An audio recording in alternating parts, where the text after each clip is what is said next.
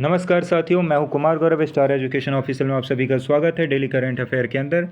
आज है दिनांक 14 जनवरी 2026 और आज से रिलेटेड कुछ मुख्य दिवस और कुछ मुख्य खबर जो आपके आगामी एग्ज़ाम से रिलेटेड हैं उसे कर लेते हैं। लेकिन इससे पहले जो पिछले डे में हम लोगों ने करंट अफेयर में आपको होमवर्क के तौर पर कुछ क्वेश्चन दिया था उसको करेंगे, फिर आगे बढ़ेंगे आज के न्यूज़ की तरफ।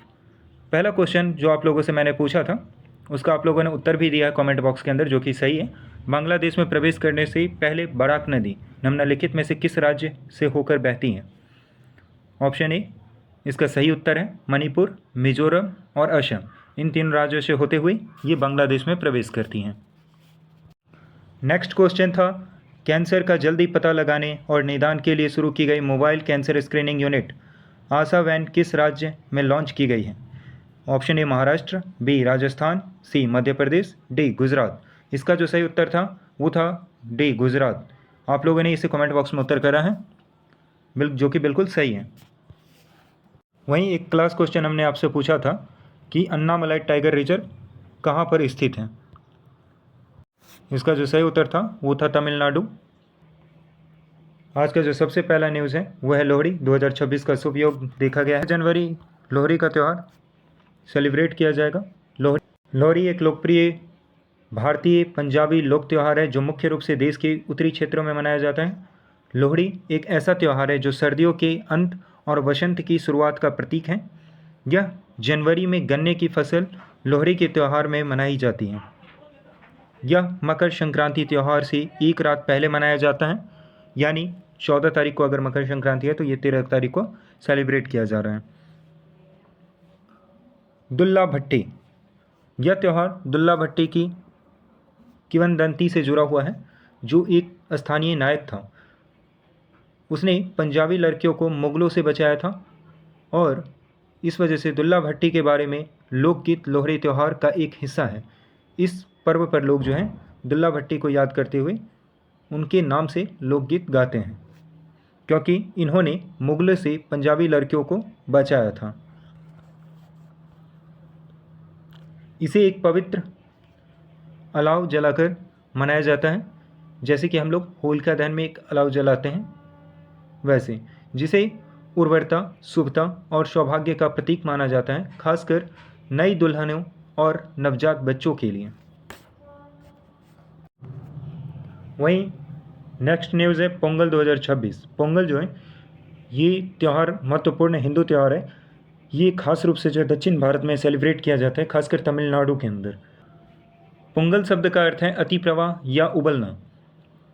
जो हम लोग कुछ भी चावल वगैरह या कोई भी दाल वगैरह जब बना रहे होते हैं उसमें जो बॉइल्ड आता है और वो जो फन करके बाहर आता है, इसका तात्पर्य वो होता है। थाई पोंगल के रूप में भी जाना जाता है इसको। 4 दिवसीय अवसर थाई के महीने में मनाया जाता है जब चावल जैसी फसलों की कटाई की जाती है और लोग सर्वशक्तिमान थाई पोंगल के रूप में मनाया जाता है। इसे 4 दिवसीय अवसर थाई के महीने में मनाया जाता है जब चावल जैसी फसलों की कटाई की जाती है और लोग सर्वशक्तिमान और भूमि की उदारता के प्रति अपना आभार व्यक्त करते हैं। पोंगल व्यंजन चोल राजवंश से चला आ रहा है। चोल डायनेस्टी के बारे में आप लोगों ने पढ़ा भी होगा।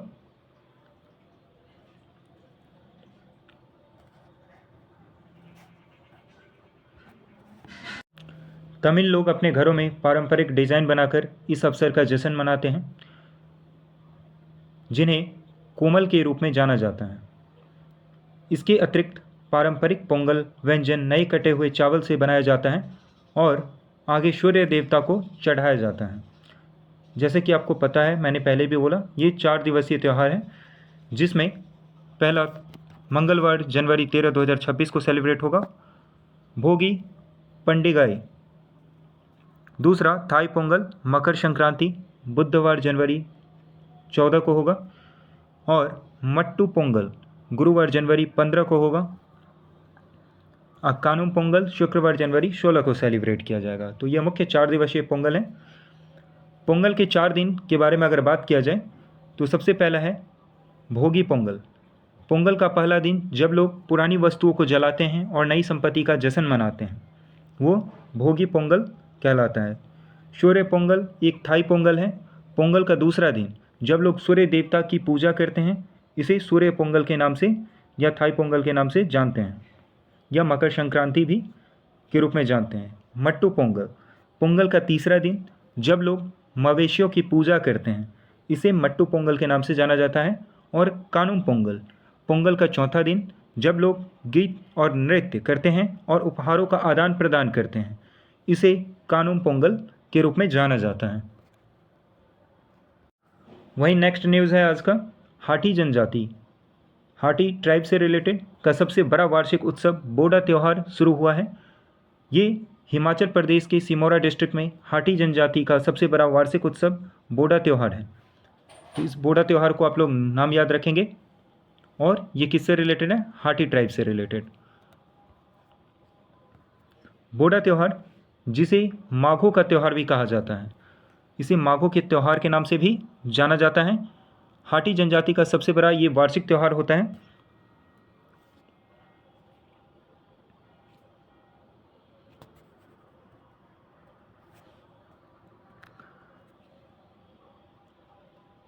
हाटी का मतलब होता है हाट।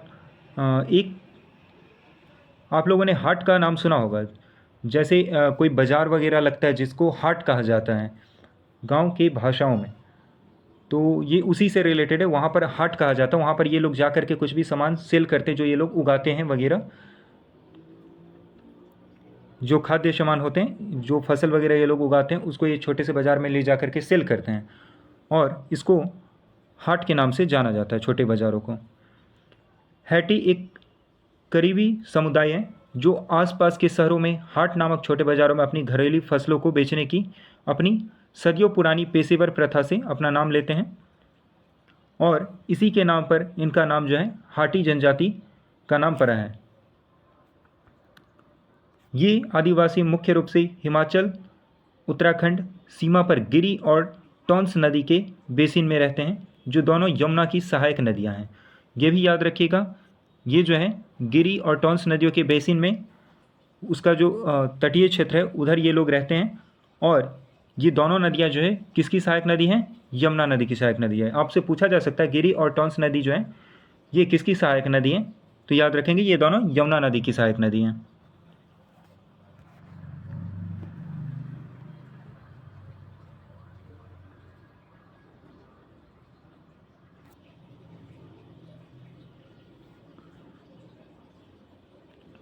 हाटी जनजाति के दो गोत्र हैं, ट्रांसगिरी हिमाचल प्रदेश और जौनसर बाबर उत्तराखंड। समान परंपराओं और समान अंतर्विवाह के साथ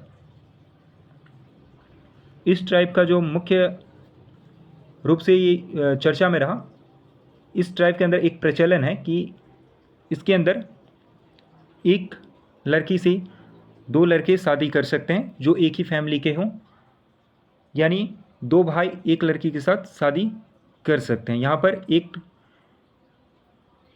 एक वाइफ टू हस्बैंड प्रथा है इसके अंदर। का अभ्यास करते हैं जो बाह्य तत्व का एक रूप है, जहाँ एक महिला जो है वो दो या दो से अधिक भाइयों से शादी करती हैं। यह हिमाचल प्रदेश में कानूनी रूप से मान्यता प्राप्त है। समुदाय खुम्बली नामक एक पारंपरिक परिषद द्वारा शासित किए जाता है। तो इस समुदाय का नाम याद रखिएगा, खुम्बली इनका जो है वो नाम है। ये एक पारंपरिक परिषद है और इसके द्वारा जो है यहाँ पे कानून लागू किया जाता है इस पर। अगर इनकी इकोनॉमिक कंडीशन यानी अर्थव्यवस्था की बात किया जाए तो ये कृषि और नकदी फसलों पर निर्भर करते हैं। 2023 में हिमाचल प्रदेश की हथियों को अनुसूचित जनजाति यानी एसटी के अंदर जो है वो भी दर्ज किया गया था। ये जो हाटी ट्राइब है इसको अनुसूचित जनजाति के अंदर जो है वो काउंट किया जाता है, यानी एसटी के अंदर दर्ज किया गया है। कब? 2023 के अंदर। तो ये पॉइंट नोटिस करेंगे। वही नेक्स्ट न्यूज़ है, 15 जनवरी को जो है जयपुर में होगी आर्मी डे परेड की शुरुआत करेगी भैरव बटालियन। भैरव बटालियन जो कि भारतीय सेना की नवगठित भैरव बटालियन है, गणतंत्र दिवस परेड के दौरान पहली बार कर्तव्य पथ पर मार्च करेगी।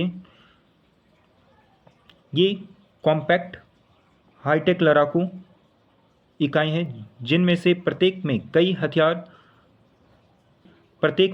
कई हथियारों के लगभग 250 सैनिक हैं, यानी एक यूनिट जो होगा उसमें कम से कम 250 सैनिक होंगे। और ये एक कॉम्पैक्ट यानी प्रभावशाली और हाईटेक लड़ाकू होंगे।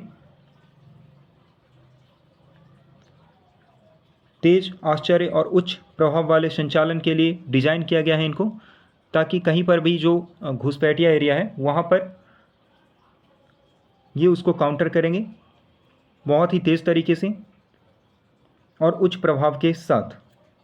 इस तरीके से इनको डिज़ाइन करके बनाया गया है। ये पैरा स्पेशल बलों के विपरीत उन्हें सामरिक तेज प्रतिक्रिया मिशनों के लिए सीमाओं के पास तैनात किया जाता है। आज रात लड़ने के लिए बनाया गया, तत्काल कार्रवाई के लिए तैयार। अगर किसी भी तरीके का सीमा पे अगर कोई गतिरोध चल रहा है तो वहाँ पर जब तक कोई सीमा पे सेना को डिप्लॉय नहीं कर दिया जाता है तब तक ये उसे तत्काल संभाल करके रखेंगे। ये विशेष रूप से जो हैं वो बलों और नियमित पैदल सेना के बीच एक पुल के रूप में कार्य करते हैं। वहीं पर नेक्स्ट न्यूज़ है आपका, भारतीय सेना ने महाराष्ट्र में साझा शक्ति अभ्यास का जो है वो आयोजन किया है। तो ये अभ्यास का नाम याद रखेंगे आप लोग, साझा शक्ति अभ्यास, और कहाँ पर किया गया है? महाराष्ट्र के अंदर। भारतीय सेना ने हाल ही में दक्षिण कमान के महाराष्ट्र, गुजरात और गोवा क्षेत्र के दिग्गी हिल्स रेंज में एक संयुक्त सैन्य नागरिक संलयन अभ्यास सांझ शक्ति का आयोजन किया है। यह अभ्यास जटिल सुरक्षा चुनौतियों और आपातकालीन स्थितियों से निपटने के लिए सशस्त्र बलों और नागरिक एजेंसियों के बीच समन्वय को मजबूत करने पर केंद्रित था।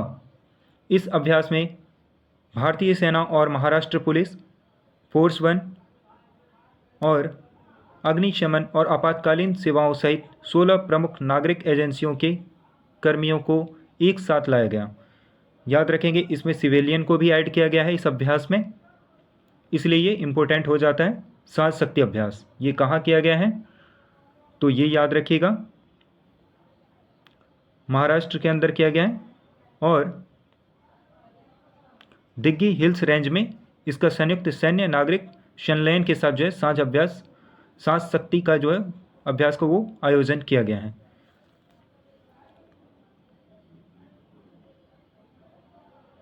और अगर बात किया जाए दिग्गी हिल्स रेंज कहाँ पर है तो ये महाराष्ट्र, गुजरात और गोवा के क्षेत्रों के तत्वाधान में पड़ता है दिग्गी हिल्स रेंज, और यहीं पर ये जो है अभ्यास शुरू किया गया है। वही नेक्स्ट न्यूज़ है, कृषि योजनाओं का विलय से संबंधित धन को राज्य सुधारों से जोड़ेगी सरकार। केंद्रीय कृषि मंत्रालय ने PMRKVY के साथ 3 योजनाओं के विलय का प्रस्ताव दिया है। कृषोन्नति योजना KY, प्राकृतिक खेती पर राष्ट्रीय मिशन NMNF और राष्ट्रीय मधुमक्खी और शहद मिशन NBHM, इस तीनों को संयुक्त किया जाएगा।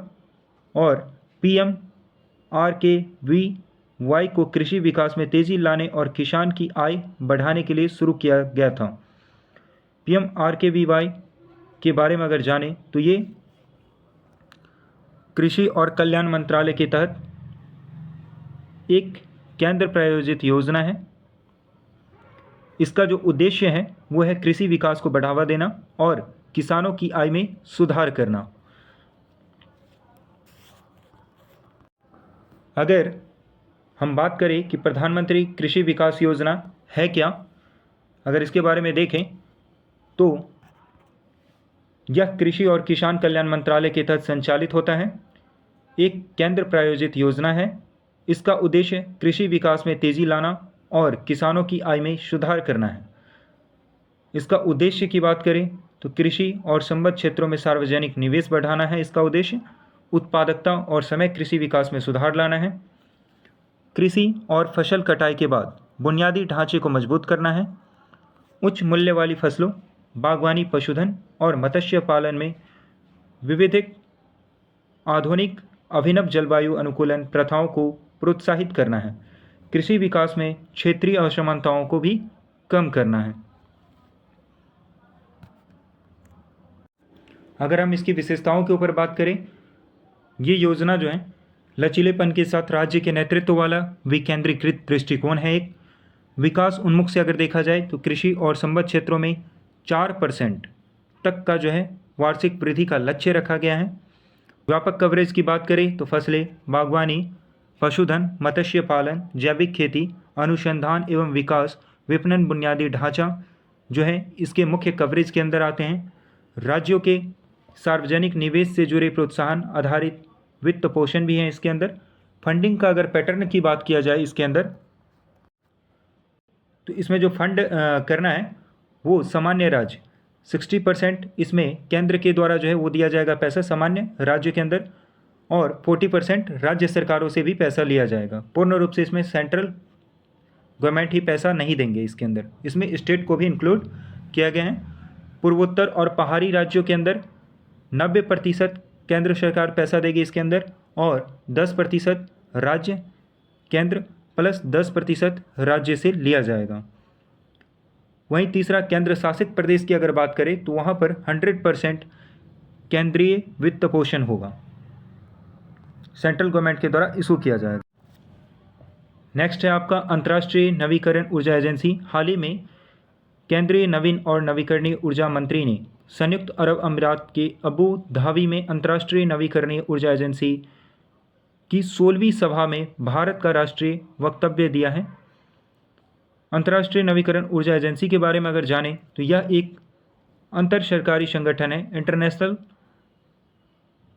गवर्निंग ऑर्गेनाइजेशन है, जिसकी स्थापना जो है 2009 में देशों को एक अस्थायी ऊर्जा भविष्य के लिए उनकी संक्रमण में सहायता करने के लिए की गई थी।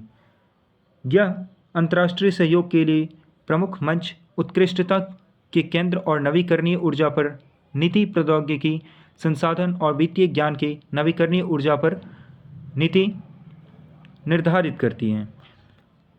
सदस्य देश जो हैं इसके 170 सदस्य देश हैं, जिसमें 169 राज्य और यूरोपीय संघ हैं। भारत भी IREAN के संस्थापक सदस्यों में से एक हैं।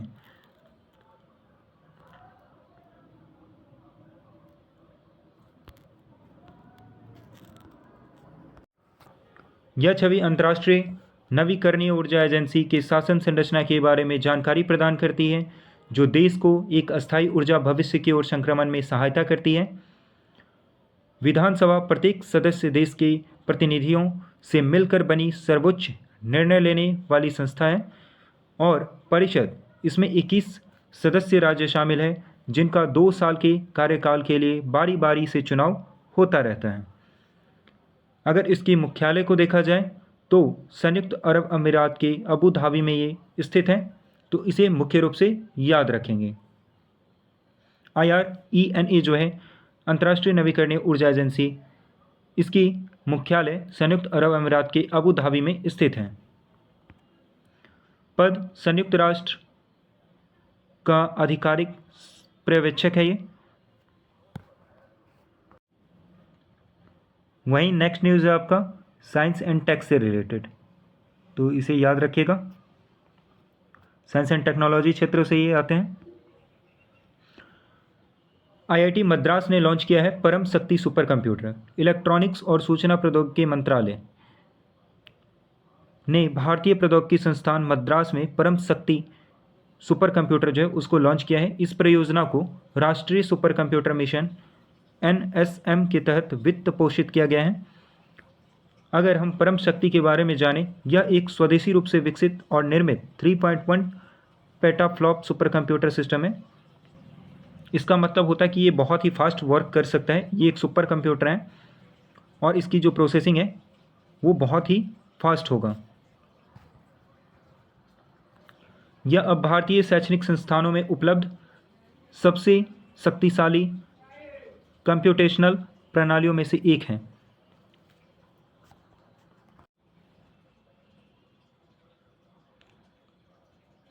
ये है सुपर कंप्यूटर जो आईआईटी मद्रास के द्वारा लॉन्च किया गया है, और इसका नाम याद रखना आपको बहुत ज़रूरी है।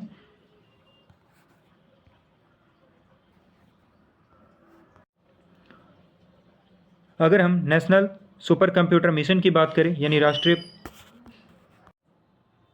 अगर हम नेशनल सुपर कंप्यूटर मिशन के बारे में बात करें तो इसे जो लॉन्च किया गया था 2015 में लॉन्च किया गया था, और इसका जो उद्देश्य था वो राष्ट्रीय शैक्षणिक और अनुसंधान और विकास संस्थानों को 70 से अधिक उच्च प्रदर्शन कंप्यूटिंग सुविधाओं के ग्रिड के साथ जोड़ना था। नेशनल सुपर कंप्यूटर मिशन का संचालन विज्ञान और प्रौद्योगिकी विभाग डीएसटी और MEITY द्वारा संयुक्त रूप से किया जाता है। Centre for development of advanced computing CDAC Pune और भारतीय विज्ञान संस्थान बेंगलुरु द्वारा क्रियान्वित किया जाता है इसको। भारत का जो सुपर कंप्यूटर है उसके ऊपर एक नज़र डालते हैं। इससे पहले भी कुछ सुपर कंप्यूटर यूज़ में हो चुके हैं, जैसे परम 8000 भारत का पहला सुपर कंप्यूटर है। परम प्रवेगा सबसे बड़ा सुपर कंप्यूटर है। परम शिवाय पहला स्वदेशी निर्मित सुपर कंप्यूटर है जिसे भारत ने खुद बनाया है। और चौथा है ऐरावत AI अनुसंधान और ज्ञान आत्मसात करने के लिए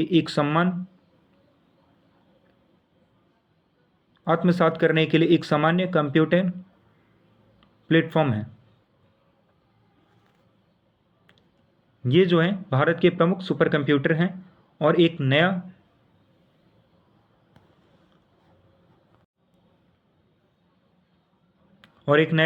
सुपर कंप्यूटर परम ये लॉन्च किया गया है IIT मद्रास के द्वारा, तो इसे भी याद रखेंगे। वही नेक्स्ट न्यूज़ है, इसरो के लिए एक झटका है। PSLV C62 मिशन तीसरे चरण के अंत में विसंगति का सामना कर रहा है, यानी ये एंड हो चुका है, और ये इसरो के लिए एक झटका है। इसरो के PSLV C62 मिशन ने PS3 चरण के अंत में एक विसंगति का अनुभव किया, और इस मुद्दे का विश्लेषण करने के लिए एक विस्तृत जांच शुरू की गई है। अगर बात करें PSLV C62 मिशन के बारे में, तो यह जो है भारतीय अंतरिक्ष अनुसंधान संगठन यानी इसरो का जो है एक बाह्य पेलोड मिशन है, जो एक प्राथमिक उपग्रह और 15 द्वितीयक पेलोड को अंतरिक्ष में ले जाता है। यह इसरो का 2026 का पहला अंतरिक्ष प्रक्षेपण है। इसे श्रीहरिकोटा से उड़ान भरने का कार्यक्रम है। PSLV C62 के द्वारा जो भेजा जा रहा था वो था भारत के द्वारा EOS N1 earth observation satellite भेजा जा रहा था N1। यह हाइपर स्पेक्ट्रल पृथ्वी अवलोकन उपग्रह है, जिसे मुख्य रूप से DRDO के लिए रणनीतिक उपयोग के लिए विकसित किया गया था। यह सैकड़ों तरंगे धैर्य में वस्तुओं का पता लगाता है, जिससे उच्च सटीक सामग्री की पहचान संभव हो जाती है। ये विशेष रूप से जो भेजा जा रहा था ये सेनाओं के लिए, और इसे पब्लिक यूज़ में भी लाया जाता, लेकिन खास रूप से सेनाओं के लिए होता। और इसके साथ PSLV C62 में यूरोप का जो है कैस्ट्रल इनिशियल डिमॉन्स्ट्रेटर भी रखा गया था, जो एक छोटा प्रयोगात्मक री एंट्री कैप्सूल है, जिसे पुनः यूज़ में लाया जा सकता था, लेकिन PSLV C62 फैल मार गया है, और ये इसरो के लिए जो है एक दुखद क्षण है। नेक्स्ट न्यूज़ है आपका फ्रॉगमैन ऑफ इंडिया। SD बीजू ने अरुणाचल प्रदेश में मेढक की 2 नई प्रजाति की खोज का नेतृत्व किया है। आपसे विशेष रूप से एग्जाम में पूछा जा सकता है कि फ्रॉगमैन ऑफ इंडिया कौन है, तो इनका नाम याद रख लीजिएगा। इनका नाम है SD बीजू। इन्होंने अरुणाचल प्रदेश के अंदर जो है मेढक की 2 नई प्रजाति की खोज की है। फ्रॉगमैन ऑफ इंडिया SD बीजू के नेतृत्व में वैज्ञानिकों की एक टीम ने हाल ही में अरुणाचल प्रदेश के सुदूर पहाड़ी आवासों को शोमन की पतला भुजा मेढक, जिसका साइंटिफिक नेम लेप्टोब्राचियम शोमानी, और मैचुका स्लेंडर आर्म फ्रॉग, जिसका साइंटिफिक नेम प्लेटोब्राचियम मैचुका नाम 2 नई मेढक प्रजातियों की खोज की है। शोमन के पतले हाथ मेढक के बारे में जाने तो यह एक नई पतली सशस्त्र मेढक प्रजाति है। इसकी खोज अरुणाचल प्रदेश के तिवारी गांव में हुई थी। पर्यावरण पत्रकारिता के प्रति उनकी आजीवन प्रतिबद्धता को मान्यता देते हुए उनका नाम दिवंगत पत्रकार ई सोमनाथ के सम्मान में रखा गया है। एक सदाबहार वन प्रजाति नर आमतौर पर तेज या धीमी गति से बहने वाली धाराओं के किनारे से बुलाते हुए पाए जाते हैं। दूसरा, मैचुका स्लेंडर आर्म फ्रॉग के बारे में अगर जाने, यह एक नई पतली सशस्त्र मेढक प्रजाति है। इसका नाम अरुणाचल प्रदेश के उस शहर मेचुका के नाम पर रखा गया है जहां इसे पहली बार एकत्र किया गया था। नेक्स्ट न्यूज़ है, मध्य प्रदेश में रातापानी टाइगर रिजर्व का जो है वो नाम बदल दिया गया है और इनका नाम पद्मश्री पुरातत्वविद डॉक्टर विष्णु श्रीधर वाकनकर के नाम पर रखा जाएगा। मध्य प्रदेश के मुख्यमंत्री ने हाल ही में घोषणा की थी कि नए नामित रातापानी टाइगर रिजर्व का नाम प्रसिद्ध पुरातत्वविद और पद्मश्री पुरस्कार से सम्मानित डॉक्टर श्री विष्णु श्रीधर वानकर के नाम पर रखा जाएगा। रातापानी टाइगर रिजर्व के बारे में अगर जानें तो यह मध्य प्रदेश के रायसेन और सीहोर जिले में स्थित है। यह वन विंध्य पर्वतमाला की पहाड़ियों पर फैला हुआ है। यह नर्मदा नदी के उत्तरी किनारों पर समांतर चलता है और कोलार नदी रिजर्व की पश्चिमी सीमा बनाती है। इसका नाम बदल दिया गया है और विष्णु जी के नाम पे रखा गया है। एक तरीके से, इस तरीके से आपको याद रखने के लिए आसान होगा। इनका नाम जो हो गया वो डॉक्टर विष्णु श्रीधर वानकर, इनके नाम पे रखा गया है। रखा जाएगा, अभी तक रखा नहीं है, बस रखा जाएगा। न्यूज़ में अपडेट आ जाएगा तो मैं इसे भी आपको कवर करवा दूंगा। अभी सिर्फ इसका घोषणा किया गया है।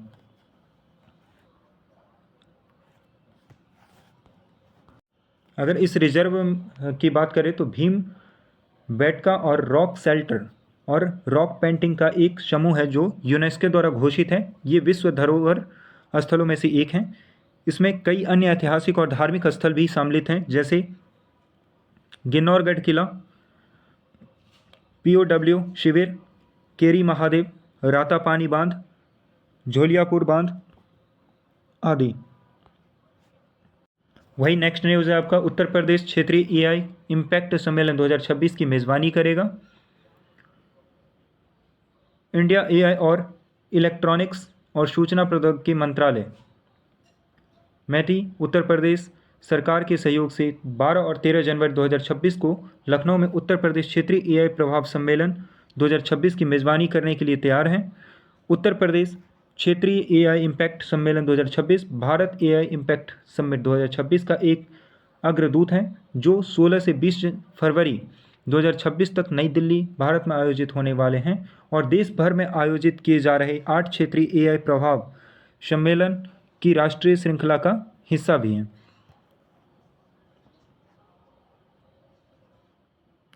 आपसे पूछा जा सकता है कि ये जो है AI इम्पैक्ट समिट, ये सम्मेलन 2026 की मेज़बानी कौन करेगा, तो इसका नाम याद रखिएगा, उत्तर प्रदेश में किया जाएगा ये।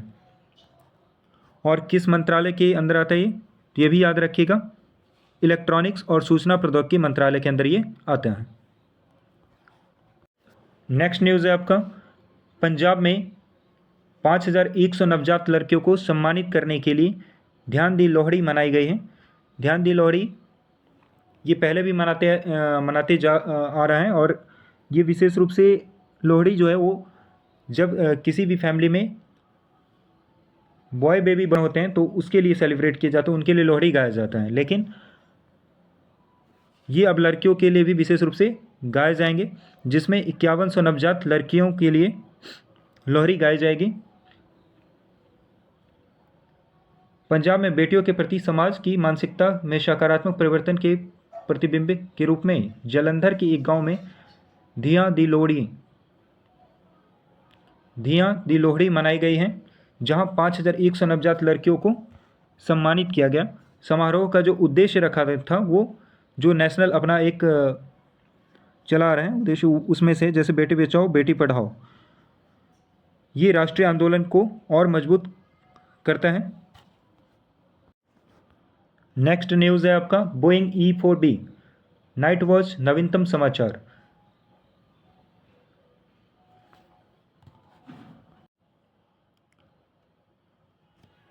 बोइंग E4B नाइट वॉच ये अमेरिका का एक जहाज़ है और इसे 51 साल बाद देखा गया है, द्वितीय विश्व युद्ध के बाद। और इसे देखने के बाद वहाँ के लोगों के अंदर जो है वो घबराहट फैल गई। अमेरिकी सेना के डूम्सडे प्लेन के रूप में ये जाना जाता है। यह अमेरिकी शस्त्रागार में सबसे गुप्त विमानों में से एक है। यह national airborne operation centre NAOC के रूप में कार्य करता है और एक फ्लाइंग कमांड पोस्ट के रूप में कार्य करता है। ये माना जाता है इसके बारे में कि अगर परमाणु युद्ध भी होता है तो उस टाइम पे भी ये सर्वाइव कर जाएगा। लगभग 72 घंटे तक ये हवा में उड़ान भरने की क्षमता रखता है अपने पास। विनाशकारी हमलों या ग्राउंड कमांड केंद्रों के विनाश के दौरान अमेरिकी सरकार को चालू रखने के लिए डिजाइन किया गया है इसको।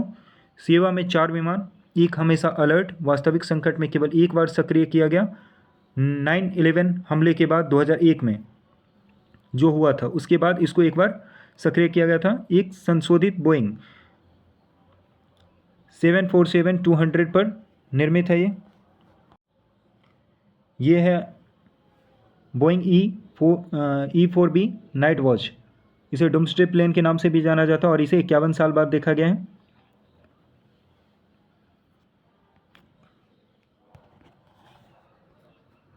वहीं नेक्स्ट न्यूज़ है आपका ट्यूनीसिया फिल्म निर्माता जोबेर जल्लासी ने अपनी फिल्म लिली के लिए जो है इनको दुनिया का सबसे बड़ा AI फिल्म पुरस्कार दिया गया है।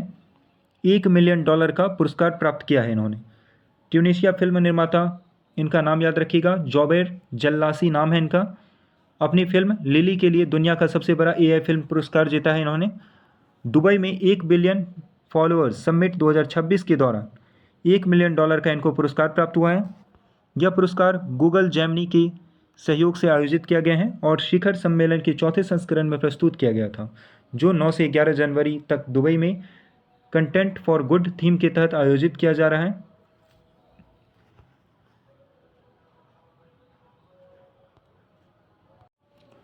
वहीं पर नेक्स्ट न्यूज़ है आपका बेंगलुरु की भारतीय सेना अधिकारी ने संयुक्त राष्ट्र महासचिव पुरस्कार 2025 जीता है।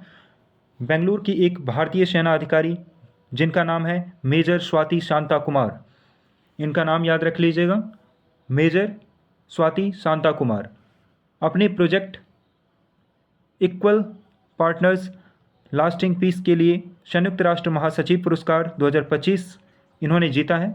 मेजर स्वाति वर्तमान में दक्षिण सूडान में संयुक्त राष्ट्र मिशन में सेवारत हैं और यह प्रतिष्ठित पुरस्कार उन पहलों को मान्यता देता है जो लैंगिक समानता को आगे बढ़ाती हैं और संयुक्त राष्ट्र के जनादेश के अनुरूप लिंग उत्तरदायी शांति स्थापना को बढ़ावा देती हैं। वही नेक्स्ट न्यूज़ है, इसे हम लोगों ने पीछे भी कवर किया है। NHAI national highway authority of India ने आंध्र प्रदेश में 4 गिनीज वर्ल्ड रिकॉर्ड बनाए। पहले 2 बना चुके थे और इसी हाईवे पर जो है 2 और वर्ल्ड रिकॉर्ड यानी टोटल 4 हो गए। भारतीय राष्ट्रीय राजमार्ग प्राधिकरण ने रियायतग्राही मैसर्स राजपथ इंफ्राकॉर्न प्राइवेट लिमिटेड के सहयोग से सफलतापूर्वक 4 गिनीज वर्ल्ड रिकॉर्ड बनाए हैं। 6 जनवरी 2026 को NHAI ने आंध्र प्रदेश की पुट्टुपर्थी के पास 2 गिनीज वर्ल्ड रिकॉर्ड बनाए थे और पहला 24 घंटे के भीतर 28.89 लेन किलोमीटर या 3 लेन चौड़े 9.63 किलोमीटर लंबे खंड को कवर करते हुए बिटुमिन्स कंक्रीट के सबसे लंबे समय तक लगातार बिछाने का रिकॉर्ड बनाया गया था इसके अंदर। दूसरा रिकॉर्ड 24 घंटे में सबसे अधिक मात्रा में 10,655 मीट्रिक टन बिटुमिन्स कंक्रीट बिछाने का बनाया था। आपको इसमें कैलकुलेशन याद नहीं रखना है, बस इतना याद रखना है कि national highway authority of India ने आंध्र प्रदेश में 4 गिनीज वर्ल्ड रिकॉर्ड जो है वो बनाए हैं। अगर आपको इतना याद रहता है तो काफ़ी है। बेंगलुरु कडप्पा विजयवाड़ा आर्थिक गलियारे पर 6 लेन की राष्ट्रीय राजमार्ग परियोजना के तहत विश्व स्तर पर पहली बार दोनों रिकॉर्ड स्थापित किए गए थे। 11 जनवरी 2026 को 2 अतिरिक्त गिनीज वर्ल्ड रिकॉर्ड बनाए गए और 57,500 मीट्रिक टन का निरंतर बिछाना इसमें हुआ, जिसके अंदर 156 लेन किलोमीटर, 3 लेन 52 किलोमीटर का निरंतर फर्श और 84.4 लेन किलोमीटर यानी 2 लेन 42.2 किलोमीटर को पार कर गया। ये कैलकुलेशन नहीं याद रखना, बस आपको ये याद रखना है कि ये Guinness book of world record के अंदर जो इसका नाम दर्ज किया गया है। वही नेक्स्ट न्यूज़ है, गुरु गोविंद सिंह के जीवन और दृष्टिकोण को रायकोट की यात्रा पर 2 नई पुस्तकें नज़र डाली गई हैं। यानी गुरु गोविंद सिंह जी के जो है जीवन दृष्टिकोण के ऊपर 2 पुस्तकें लिखी गई हैं। सिखों के 10वें गुरु थे गुरु गोविंद सिंह जी। इनसे संबंधित जीवन, शिक्षाओं और विश्व दृष्टि और ऐतिहासिक घटनाओं को पता लगाने वाली 2 नई पुस्तकों का विमोचन किया गया है। पहला, गुरु गोविंद सिंह साहिब जीवन दृष्टि और ज्ञान। यह नया अंग्रेजी खंड गुरु गोविंद सिंह के जीवन और शिक्षाओं की एक स्तरित समझ प्रस्तुत करने के लिए ऐतिहासिक विश्लेषण, काव्यात्मक प्रतिबिंब और मूल स्रोत का मिश्रण करता है। 10वें पिता बख्शिश पवित्र गंगा सागर, ये दूसरा बुक है। जारी की गई यह पंजाबी पुस्तक सैन्य और राजनीति संकट के दौरान अनंतपुर साहिब छोड़ने के बाद गुरु गोविंद सिंह के 1705 की रायकोट यात्रा के बारे में महत्वपूर्ण प्रकरण पर केंद्रित है यह बुक। तो ये 2 बुक का नाम आप याद रखेंगे। पहला गुरु गोविंद सिंह साहिब जीवन दृष्टि और ज्ञान और दूसरा है 10वें पिता बख्शिश पवित्र गंगा सागर। इसके ऑथर के नाम नहीं दिए गए हैं। अगर ये अपडेट आता है तो मैं बता दूंगा कि इसे जो लिखे हैं वो कौन है।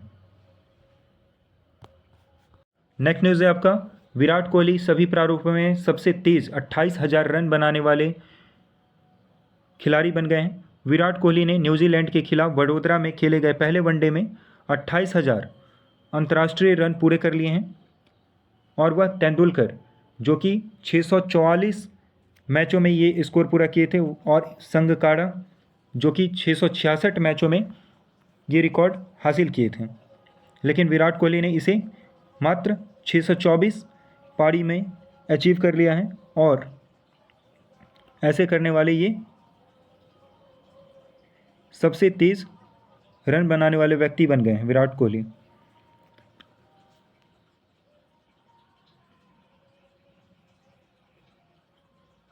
और अगर देखा जाए तो तेंदुलकर और संगकारा के बाद इस मुकाम पर पहुंचने वाले ये तीसरे व्यक्ति हैं। वही नेक्स्ट न्यूज़ है, एफसी बार्सिलोना ने अपना जो है 16वां स्पेनिश सुपर कप जीता है, ये याद रखेंगे।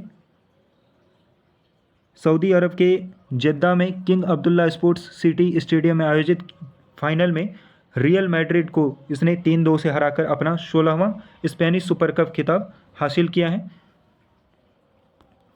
वही नेक्स्ट है स्पोर्ट्स से न्यूज़, राष्ट्रीय बास्केटबॉल चैंपियनशिप भारतीय रेलवे ने 2 खिताबों के साथ सर्वोच्च स्थान हासिल किया है। इसके अंदर नेहरू इंडोर स्टेडियम में 75वीं जो है सीनियर नेशनल बास्केटबॉल चैंपियनशिप में भारतीय रेलवे की यह दोहरी जीत है।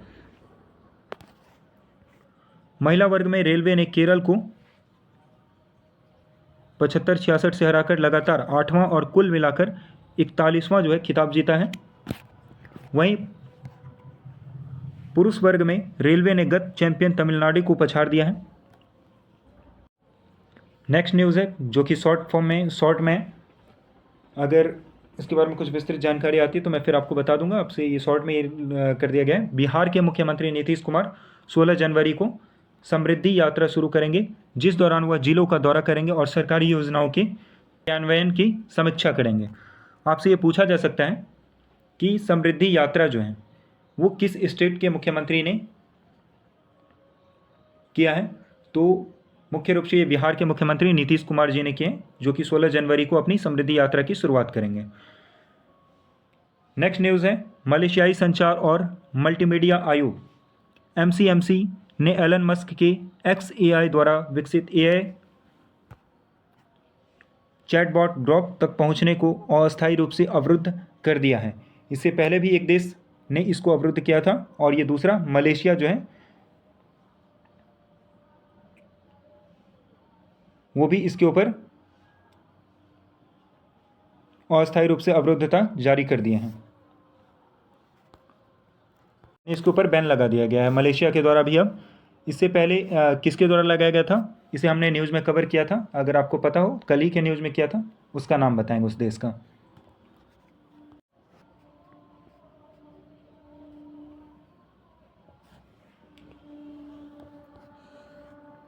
आज के क्वेश्चन की ओर हम लोग चलते हैं। आज का जो सबसे पहला क्वेश्चन है वो है बोडा त्यौहार, जिसे माघो के त्यौहार के नाम से भी जाना जाता है, किस आदिवासी समुदाय का प्रमुख वार्षिक त्यौहार है? ऑप्शन ए गद्दी, बी किन्नौर, सी हट्टी और चौथा डी भोटिया। हम लोगों ने अभी इसे न्यूज़ में पढ़ा है। इसका जो सही उत्तर है वो है ऑप्शन सी हट्टी समुदाय से। नेक्स्ट न्यूज़ है आपका अमेरिकी सेना का वह विमान जिसे लोकप्रिय रूप से डूम्सडे प्लेन के नाम से जाना जाता है वह कौन है? उसका नाम बताएंगे। A Boeing B-52 Stratofortress, B Lockheed C-5 Galaxy, option C Boeing E-4B Night Watch, option D Northrop B-2 Spirit. इसका जो सही उत्तर है वो है option C Boeing E-4B Night Watch. Next news है आपका प्रधानमंत्री राष्ट्रीय कृषि विकास योजना के संदर्भ में निम्नलिखित कथनों पर विचार करना है आपको। पहला कथन है यह कृषि और किसान कल्याण मंत्रालय के तहत एक केंद्र प्रायोजित योजना है। कथन नंबर 2 है सामान्य राज्यों को केंद्र से 60% और राज्यों से 40% के अनुपात में वित्त पोषण प्राप्त होता है। तीसरा है पूर्वोत्तर और पहाड़ी राज्यों को 100% केंद्रीय वित्त पोषण प्राप्त होता है। उपरोक्त कथनों में से कौन सा सही है वो पहचान करना है। ऑप्शन ए केवल 1 और 2, बी 1 और 3, सी 2 और 3, डी 1, 2, 3।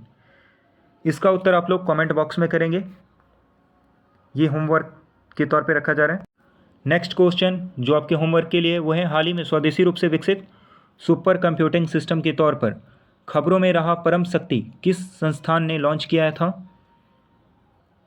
ए भारतीय विज्ञान संस्थान बेंगलुरु, भारतीय प्रौद्योगिकी संस्थान बॉम्बे, भारतीय प्रौद्योगिकी संस्थान मद्रास, भारतीय प्रौद्योगिकी संस्थान दिल्ली। ये भी आप कमेंट बॉक्स में बताएंगे, ये भी आपका होमवर्क के तौर पे है।